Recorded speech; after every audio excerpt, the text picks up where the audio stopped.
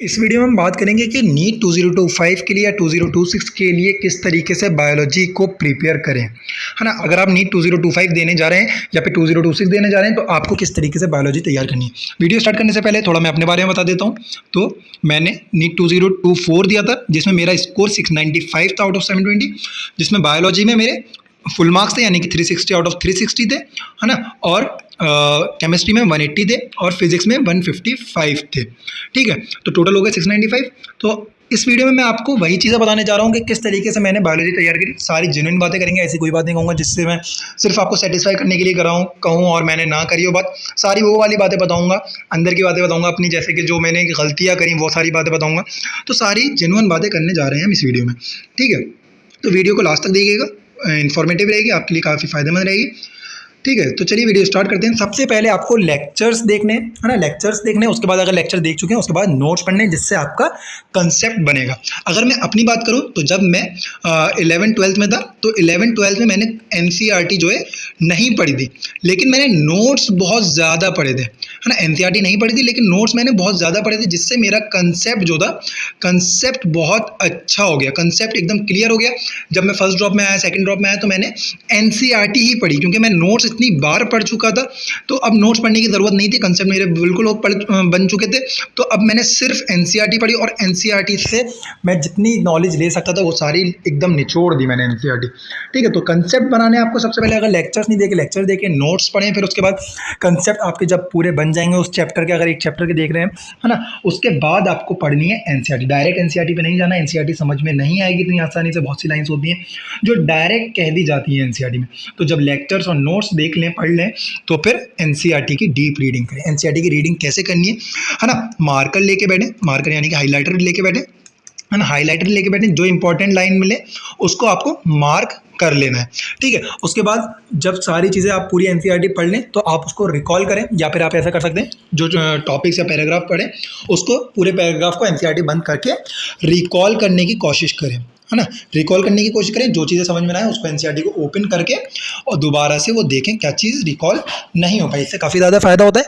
अच्छा, इसके अलावा NCERT के ऐसा नहीं है कि कोई चैप्टर ज़्यादा इंपॉर्टेंस दे किसी चैप्टर को, किसी को इंपॉर्टेंस ना दें। जैसे कि नंबर ऑफ क्वेश्चंस के कहते हैं कि इस क्वेश्चन, बहुत सारी वीडियोस देखे होंगे कि इसमें नंबर ऑफ क्वेश्चंस बहुत ज़्यादा आते हैं तो इसको ज़्यादा टाइम दें, ना। ऐसा नहीं करना है, नंबर ऑफ क्वेश्चंस के हिसाब से चैप्टर को टाइम नहीं देना है, हर चैप्टर को इक्वल टाइम देना है, हर चैप्टर को इक्वल टाइम देना है। हाँ, ऐसा कर सकते हैं, जो बड़े चैप्टर है तो उसमें ज़्यादा, जाहिर सी बात है ज़्यादा टाइम जाएगा, जो छोटे चैप्टर है उसमें कम टाइम जाएगा, लेकिन हर चैप्टर को उसके हिसाब से टाइम देना है। ऐसा नहीं है कि जिसमें से नंबर ज़्यादा हो रहा है उसको ज़्यादा टाइम दें, है ना। एक बात तो ये, और ऐसा नहीं है कि कोई इजी चैप्टर है या फिर कोई जो आपका फेवरेट चैप्टर है या फिर जो आपको आता है उसको टाइम आप कम दें, है ना। ऐसा भी नहीं करना सबको। जैसे कि कोई अगर चैप्टर आपका वीक है तो उसको कंपेरेटिवली थोड़ा ज़्यादा टाइम दें, और जो इजी है उसको भी आप टाइम टू टाइम रिवाइज करते रहें, ताकि आपका ऐसा ना हो कि वही चैप्टर जो है वो वीक हो जाए। ऐसा नहीं होना चाहिए ना, ऐसा नहीं होना चाहिए।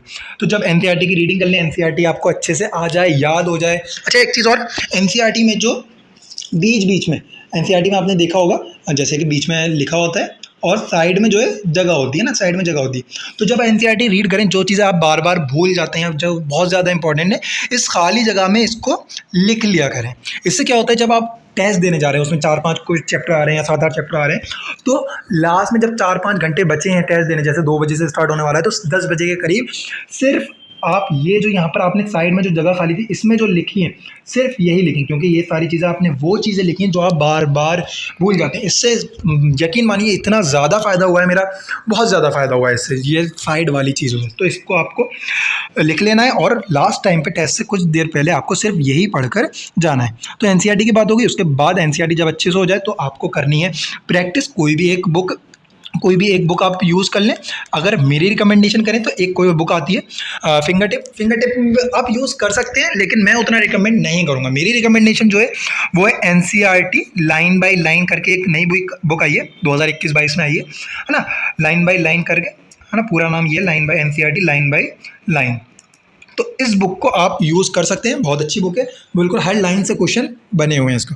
ठीक है, इसके अलावा आप एक चीज़ और कर सकते हैं, एलन और आकाश के पुराने पेपर्स निकाल कर उन पेपर्स से प्रैक्टिस कर सकते हैं ना। पुराने पेपर निकाल के उनसे सिर्फ बायो कर ली जाए। तो इस तरीके से आप प्रैक्टिस कर सकते हैं। और भी कोई अगर आपको बुक अच्छी हो जो आपको रिकमेंड करे कोई टीचर, तो वो भी यूज़ कर सकते हैं। मेरा recommendation NCERT line by line ठीक बुक है ना। ठीक है, चलिए आगे बढ़ते हैं। प्रैक्टिस करने के बाद आगे की बात करें अगर, तो टेस्ट देने, रेगुलर टेस्ट देने, है ना। रेगुलर टेस्ट देने, जैसे कोचिंग में आपकी टेस्ट होता होगा या फिर कोई भी इंस्टीट्यूट आपने ज्वाइन करी रखी है, तो उसमें जो टेस्ट होते हैं उन टेस्ट को आपको देना है। ठीक है, कोई भी टेस्ट नहीं छोड़ना है। अगर टेस्ट छूट गया तो उसकी आप कॉपी ले लें, वहाँ से ना टेस्ट पेपर ले लें, उसको घर पर ही लगा लें, है ना। टेस्ट पेपर का एक भी क्वेश्चन आपसे नहीं छूटना चाहिए ना, क्योंकि वो क्वेश्चन बहुत ज़्यादा इंपॉर्टेंट होते हैं। ऐसे ही क्वेश्चन उसमें दिए जाते हैं, तो टेस्ट हमेशा देने हैं। PW के टेस्ट निकाल के दे दें, ज़्यादा भटकना नहीं है टेस्ट। ऐसा नहीं है कि बहुत ज़्यादा दे रहे हैं, कहीं PW के दे रहे हैं तो PW के दें, LN के दे रहे हैं तो LN के दें, आकाश के दे रहे हैं तो आकाश के दें, किसी भी एक इंस्टीट्यूट के दें। ये नहीं कि तीनों के दे रहे हैं, चारों के दे रहे हैं, अपनी कोचिंग के भी दे रहे हैं। ऐसा नहीं करना, बहुत भटक जाते हैं बहुत बच्चे। तो ये सारी काम नहीं करने।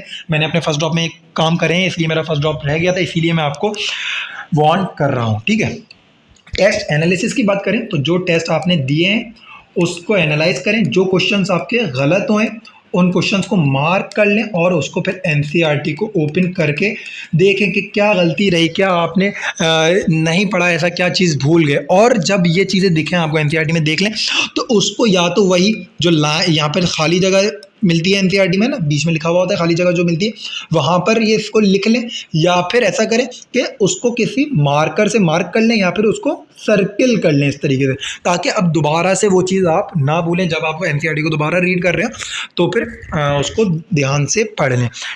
अच्छा, एडिशनल चीज़ मैं बताऊंगा कि NCERT कितनी बार पढ़नी है। एक चीज़ पूछते हैं कि बच्चे कितना NCERT पढ़ें, कितनी बार पढ़ें। तकरीबन मैं अगर अपनी बात करूँ, तकरीबन 30 से 35 बार मैंने NCERT पढ़ ली थी, है ना। 30 से 35 बार तो आराम से मैंने पढ़ ली होगी NCERT, है ना।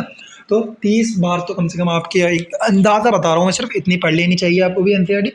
ठीक है, और यही सब के ज़्यादा भटकना नहीं है, ये एक एडिशनल है भाई। ज़्यादा भटकना नहीं है, जितना भटकोगे उतना दूर होते जाओगे कि यहाँ से भी लेक्चर देख रहे हैं, वहाँ से भी लेक्चर देख रहे हैं। एक जगह एक इंस्टीट्यूट अगर आप कोचिंग करते हैं, कोचिंग PW से कर रहे हैं PW से करिए, या कोई भी ज्वाइन कर रखिए उससे आप पढ़ें। एक टेस्ट सीरीज ज्वाइन कर लें, या कोचिंग की टेस्ट सीरीज दे रहे हैं वो कर लें, या कोचिंग के साथ एक और ऐड कर सकते हैं, 2 दे दें ज़्यादा, है ना। ये करना है, उसको एनालाइज करना है और कंसेप्ट मजबूत रखने हैं, NCERT मजबूत रखनी है। ठीक है, यही सबसे आराम से 360 आउट ऑफ 360 स्कोर किया जा सकता है। मैंने 360 आउट ऑफ 360 स्कोर करा, तो आप भी 360 आउट ऑफ 360 स्कोर कर सकते हैं, है ना। वीडियो अच्छी लगी हो तो वीडियो को लाइक कर दें, चैनल को सब्सक्राइब कर दें। Thank you.